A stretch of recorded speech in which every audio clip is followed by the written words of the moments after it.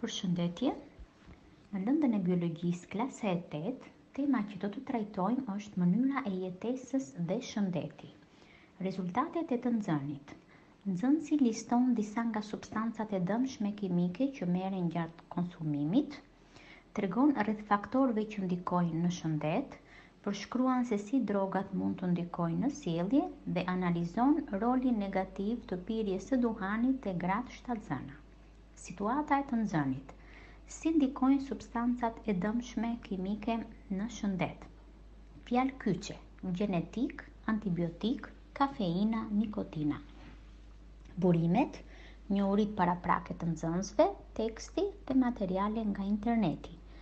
Lidhja me fushat e tjera, gjuha dhe komunikimi, tik dhe arte. Sipas Organizatës Botërore të Shëndetësisë, me shëndet kuptojmë një gjendje të mirëqenies fizike, mendore dhe shoqërore në të cilën individi mund të përballojë sëmundjen, dhimbjen apo paaftësinë. Ai konceptohet në tërësinë e aspekteve fizike, intelektuale, emocionale, shoqërore, individuale dhe shpirtërore. Faktorët që ndikojnë në shëndet janë stili i jetesës, gjenetika njerëzore, mjedisi i jashtëm dhe kujdesi shëndetësor. Për sa i përket mënyrës së jetesës, ajo ka një ndikim të drejtpërdrejtë në shëndetin tonë. Nëse ndjekim një sër rregullash për një jetesë të shëndetshme, problemet tona do të ishin më të pakta. Këto probleme janë si pasojë e pirjes duhanit, konsumimit të alkoolit, një diete të varfër ushqimore, mungesës së aktivitetit fizik, kushteve të këqija materiale të jetesës, nivelit të ulët arsimor dhe kulturor e të tjera. Së dyti, gjenetika, një faktor tjetër që ndikon në shëndet.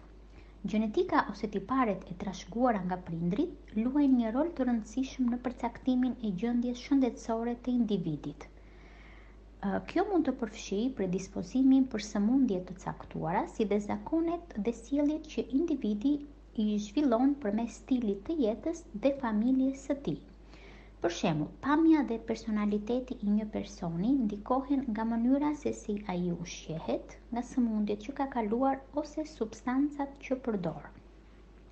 Së treti, keni mjedisin. Si ndikon mjedisi në shëndet? Janë të shumtë agjentët mjedisor që ndikojnë në shëndetin tonë. Disa prej tyre janë agjentët biologjik, agjentët kimik, fizik, social dhe vlerësimi i efekteve. Dhe së katërti, kujdesi shëndetësor. Për sa i përket kujdesit shëndetësor, përfshihet jo efektiviteti i masave parandaluese, cilësia e dobët e kujdesit mjekësor e të tjera. Substancat kimike ndikojnë në mënyrën se si funksionon trupi. Disa prej tyre, siç janë antibiotikët, vrasin bakteret e dëmshme në trup. Pa antibiotikët, shumë njerëz do të vdisnin nga sëmundjet e shkaktuara nga bakteret. Disa substanca të tjera kimike nuk janë të nevojshme për organizmin, por nuk janë as të dëmshme nëse merren në sasinë brenda normave.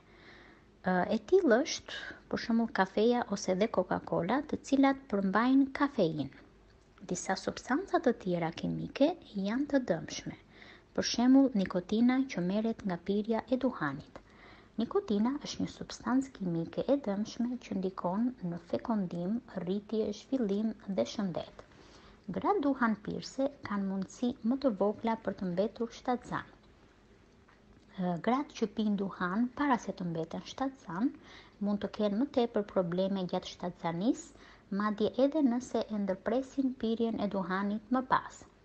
Kur gratë shtatzana pinë duhan, nikotina kalon nga gjaku i tyre në fetus dhe ndikon në rritjen e ngadalshme të tij. Pra, foshnja mund të lindë nën peshë më e vogël se lindjet e zakonshme. Një fetus që është i ekspozuar ndaj nikotinës mund të zhvillojë diabet kur të rritet. Kjo ndodh dhe me foshnjat që ushqehen me gjy nga nënat që pinë duhan. Gjithashtu, truri i fetusit që ekspozohet ndaj nikotinës mund të mos zhvillohet normalisht.